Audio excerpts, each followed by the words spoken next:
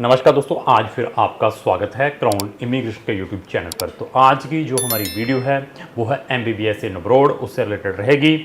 तो इस साल के मैक्सिमम जो इनटेक्स हैं यूरोप के अंदर क्लोज्ड हो चुके हैं। मेरी नंबर ऑफ़ वीडियोज़ हैं MBBS इन अब्रॉड से रिलेटेड। इवन उसकी हमारी एक डेडिकेटेड प्लेलिस्ट भी है। उस प्लेलिस्ट का लिंक भी मैंने अपने डिस्क्रिप्शन बॉक्स में लगा दिया है, वहाँ जाकर हमारी नंबर ऑफ वीडियोस चेक करें। इवन सक्सेस स्टोरीज़ हैं जिन बच्चों को हमने यूरोप में MBBS करने के लिए भेजा है, उस प्लेलिस्ट के अंदर है।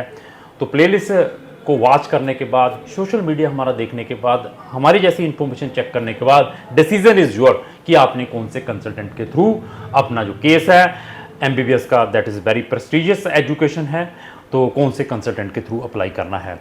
प्रिकॉशंस बहुत इंपॉर्टेंट है। जिन बच्चों का जो ड्रीम है डॉक्टर बनने का, तो उनके लिए मेरी फिर इस वीडियो में अगेन रिक्वेस्ट है कि they will strictly follow the NMC rule, national medical जो कमीशन है इंडिया का, उसके रूल एंड रेगुलेशन को स्ट्रिक्टली फॉलो करना है। आइदर आप इंडिया में प्रैक्टिस करना है या अब्रॉड में करना है।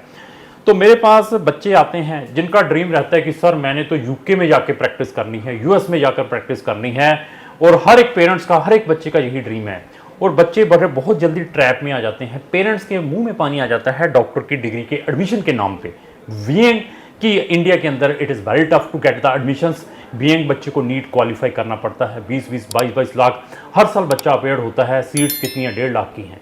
तो बाकी बच्चे वो फिर ये देखते हैं कि पता नहीं फॉरेन कंट्री में कहीं पे मिल जाए, वो कहीं के चक्कर में छोटी छोटी कंट्रियों में चले जाते हैं। वो कौन सी हैं? जितनी भी USSR कंट्रीज़ हैं, जिसको हम Armenia, Georgia, Azerbaijan, Kyrgyzstan, Uzbekistan, Kazakhstan है, ऐसी कंट्रीज़ में जाके अपने लाखों रुपये भी वेस्ट करते हैं। रशिया को भी, बेलारूस जैसी है, यूक्रेन में भी कितने बच्चे जाते थे। उनका जो बजट है यूरोपियन कंट्री का भी होता है, इवन UK जैसा भी होता है, but due to lack of knowledge जो पेरेंट्स हैं और बच्चे हैं उन कंट्रीज़ में चले जाते हैं। अगर आपके पास अच्छी नॉलेज है, अगर आपके पास फंड्स हैं, तो we are strongly recommended think about European continent. मैं एक कंटिनेंट की बात कर रहा हूँ, नॉट ए सिंगल कंट्री की। It is not my recommendation. आप गूगल पे सर्च करें, आप कहीं पर भी सर्च करें peaceful continent in the world, तो आपको कौन यूरोप ही मिलेगा। और बेनिफिट क्या है? एक मतलब वीज़ा के ऊपर यू कैन एक्सेस 40 कंट्रीज़ की आपको एक्सेसिबिलिटी है। तो क्या वो किर्गिस्तान जैसी कंट्री में, उज्बेकिस्तान कंट्री में, बेलारूस जैसी कंट्री में मिल सकती हैं, या जॉर्जिया, अर्मीनिया, अजरबैजान जैसी कंट्रीज में मिल सकती हैं? आपको एक बड़ा प्लेटफॉर्म मिलता है। इवन इस साल मतलब 2024 में मेरी अपनी मतलब एफर्ट्स हैं कि मैक्सिमम स्टूडेंट्स को रजिस्टर्ड किया जाए। कहाँ के लिए? ये चेक रिपब्लिक, हंगरी जैसी कंट्री के लिए, रोमानिया, बुल्गारिया जैसी कंट्री में।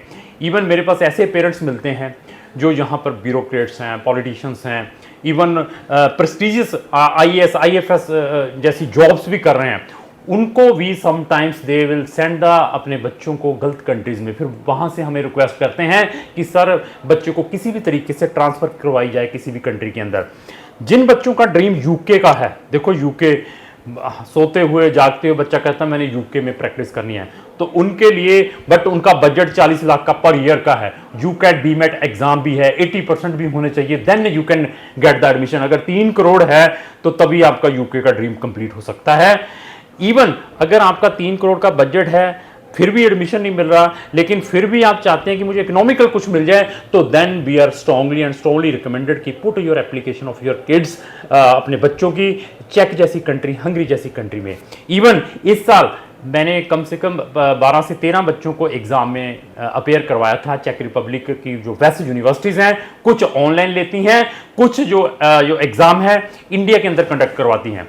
तो उनमें से 3 बच्चे ही रेडी हो पाए हैं। कुछ का बच्चों का एग्ज़ाम ब्रेक नहीं हो पाया, कुछ बच्चे अपेयर नहीं हुए, कुछ बच्चों का बजट नहीं बन पाया।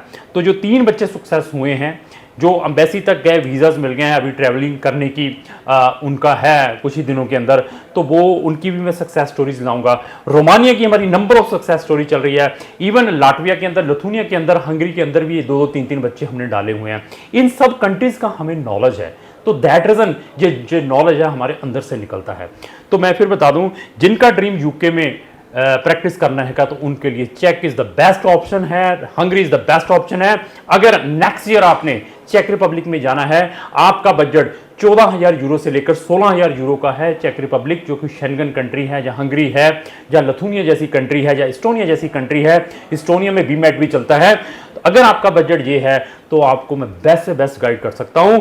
वहां की जो डिग्री है पूरे शेंगन में, पूरे वर्ल्ड में वैलिड है। इवन उस डिग्री के थ्रू आप डायरेक्टली यूके में भी प्रैक्टिस कर सकते हैं।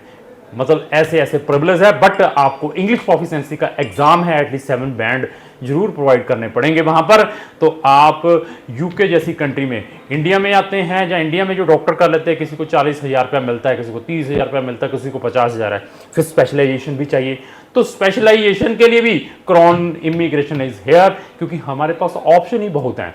अगर आपने एमबीबीएस ऑलरेडी की हुई है, आपके पास किसी भी कंट्री का डॉक्टर का जीपी जनरल प्रैक्टिशनर का लाइसेंस है, यू विल कॉन्टैक्ट अस, तो मैं आपको बेस्ट से बेस्ट ऑप्शन प्रोवाइड कर सकता हूं।